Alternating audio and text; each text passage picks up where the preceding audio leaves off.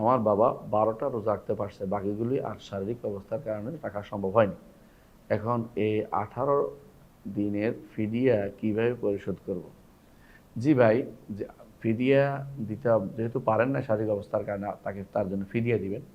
ফিদিয়া হচ্ছে প্রতি সওমের জন্য প্রতি সওমের জন্য এক একজন মিসকিনকে অথবা একাধিক মিসকিনকে অথবা একজনকে বেশি করে, তাও সম্ভব, আপনি খাবার দিবেন। ডেকে আনি খাইয়ে দিবেন এটা না, খাবার দিবেন। হ্যাঁ, দেখে খাবার দিবেন। এই খাবারটা কিভাবে দিবেন? তরাম বলছে, এর তরাম হচ্ছে তরাম দরকার, বুঝছেন? খাবার দিবেন। কিভাবে খাবার দিবেন? 1 কেজি 1 কেজি 20 গ্রাম, 1 কেজি এরপরে 20 গ্রাম, 1 কেজি এবং 20 গ্রাম। তো এই খাবার তাকে দিবেন, এবং প্রতি সওমের জন্য সাথে সমপরিমাণ টাকা দিবেন, সে যেন তরকারি দিয়ে খেতে পারে। এইটা দিলেই হবে।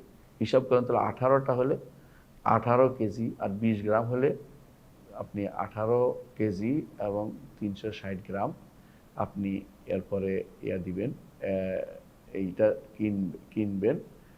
কিনে কোনো গরিবকে একজনকেও দিতে পারবেন, একাধিকজনকেও দিতে পারবেন। আপনি বস্তাটা এটা দিয়ে খাবারটা দিবেন। আমাদের দেশে যেহেতু চাউলটা হলো মূল খাবার, তাকে চাউল দিবেন। অথবা যদি মনে করেন যে সে গরিব মানুষটা চাউল খায় না, আটা খায়, তাহলে আটা কিনে দিতে পারবে, কোনো সমস্যা নেই। তবে সাথে যেটা দিয়ে সে খেতে পারে এগুলি, সেটাও দিবেন সমপরিমাণে। এটা দিলেই আপনার বাবার এই ফিদিয়াটা আদায় হয়ে যাবে। আশা করি বিষয়টা বুঝছেন।